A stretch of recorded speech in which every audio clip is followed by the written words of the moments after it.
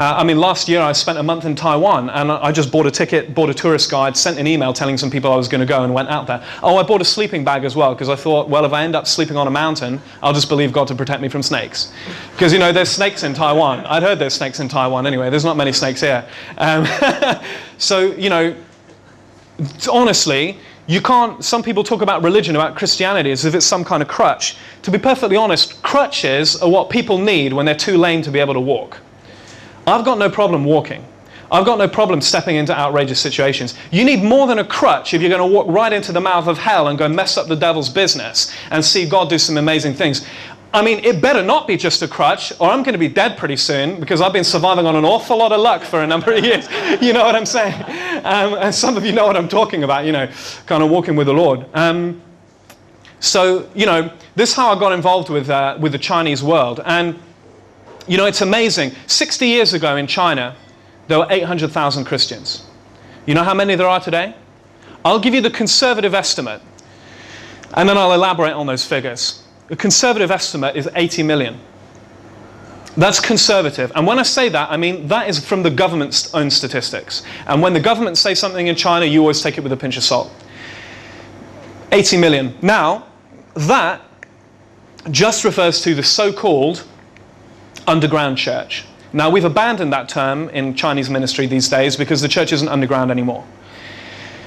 We might call it the house church in China. That is to say, there's 80 million Christians who exist in the illegal religious system of Christianity in China. Not really a religious system, but the government in China, the communist government, they say religion is acceptable as long as it's on our terms. So they have their own churches, their own synagogues and whatever that they control. And in the church that is controlled by the government, official statistics say there are 18 million people. Plus 80 million Protestant in the house church, plus however many Catholics also in the house church, the underground church, which people don't know about. Estimates range from the most conservative of 6% of the population of the Chinese up to anywhere around 10% of the population. There's 1.3 billion people. People sometimes talk about China as if it's an unreached place. There is a higher percentage of Christians in China than there are of people who are in church on a Sunday every morning in the United Kingdom. The explosion of the gospel in China has been phenomenal. And it has happened in a system which has been so anti-Christ, so anti that the word God is banned in schools, or has been. I mean, the situation is rapidly changing now, where to be a member of the party, you have to officially sign your name and renounce all affiliation to religion. Where for many years, the church was only allowed to exist if it didn't preach that Jesus was the Son of God, if it didn't preach the return of Christ, if it didn't preach the resurrection, if it didn't preach creation. And if you tried to preach any of those things, you could be in prison, you could be beaten, you could have your property confiscated, you could have your children taken away from you. And under that environment, they grew from 800,000 to 80 million. Conservative estimate. So to me, when I see Christians getting frightened by things that are happening in our nation, oh, they're trying to take away some of our freedoms. Really, it doesn't bother me. It just means you need to get more supernatural. I mean, if they close a natural door to you, you just need to go in the supernatural door, or just break the door down. I mean, how many of you know, if the judge is going to sentence you to prison, and you give that judge a word of knowledge, you pray for him and the power of God comes on him, you pray for his son and his son gets healed of terminal cancer, and breakthrough comes into that judge's life, he ain't going to send you to prison, is he? He's going to say, you know what, God is really among this guy. I'm not going to send him to prison, I'm going to let him go. You know, really, the church, a lot of the time, is looking at things in the world and complaining about the world. Yet, really, where's the problem? Is it really with the world or is it with us? Because in my experience, you go to where the world is a lot worse. And believe me, you know, when you go to China, I remember I spent 4 months in China in 2004. I stepped off the plane, and as soon as I stepped off, I felt an evil presence around me. And it didn't leave me for 4 months. It was horrible. Such was the sense of warfare and battle in that nation. Never experienced anything quite like that in the West. There's such an openness. People are so willing. People are hungry for the truth. The problem is, like those academics who I knew at university, they don't really know what it is. What they've been presented with has been a Jesus which isn't really a true reflection of the real deal. And so they've rejected a Jesus that they think is the real one, but it isn't. So we need to come in and just open the door and allow Christ to meet with people. It's not about systems. You know, my evangelistic theory is simple. We just release Jesus on people. He does the complicated, I do the simple. I don't know how to change somebody's mind. Nobody changed my mind. People witnessed to me for a long time. They never changed my mind. What changed my mind was an encounter. So I believe in encounter-based Christianity. Maybe you don't like that term, but I believe in encounter. Without encounter, what's the point?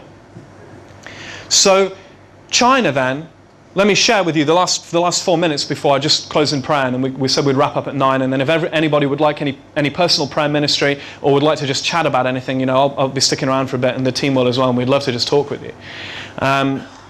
But with China, you know, the last 5 years, the church in China has arisen from the underground into the overground to become one of the key influencing forces, if not the key influencing force in Chinese society. This has happened where in the past, the church in China had been confined mostly to rural areas, uneducated people, you know, the kind of underclass. What's happened in the last 8 or 9 years is that an increasing number of intellectuals, academics, scientists, business people, and Communist Party members have become Christians. And a lot of them have become Christians in the West. They came here to study, they came here to work, they had some kind of an encounter themselves. Suddenly the lights went off. They might have been a bit interested in Christianity because they'd researched the West, and they understand that the West was founded on Christianity. So they may have read a bit, but then it becomes real to them. And then what they do is they go home and, for instance, one guy who owns a department store in Shanghai, he went back and just opened the church in his department store. He says, well, after we close for business, we'll just meet for church in the department store. We'll invite all the government officials to come. We'll put flyers out and tell everyone, hey, look, we're the church. We're here to bless you. We're here to bring something good. We're not here to destroy you. Why are you afraid of us? We love you. We're the best thing that's ever happened to you, in fact. I mean, in 2008, in the Sichuan earthquake, which was one of the worst natural disasters ever to hit China, volunteers poured in from across the country into the earthquake zone in order to do earthquake relief. The government discovered that 60 to 70% of all volunteers were from the church. And they did a better job than the government agencies. And not only that, they stayed after the relief work was over to continue with the ongoing long-term work. And they just couldn't understand it. Why are you doing this? I'll give you another story. We're writing a book on this right now, so watch this space. But in Christmas 2007, in Greater Shanghai, there were a group of believers, several thousand believers, decided they wanted to celebrate Christmas by going out on the street, openly worshipping and just sharing the Christmas message of Jesus with the people. And very quickly, the Public Security Bureau, the secret police in China, came and surrounded these 2,000 to 3,000 young people. And then all of a sudden, word got around all the Christians in the region, and people started coming out of their homes.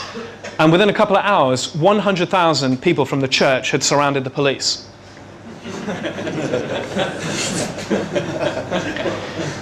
And they stood there just praying.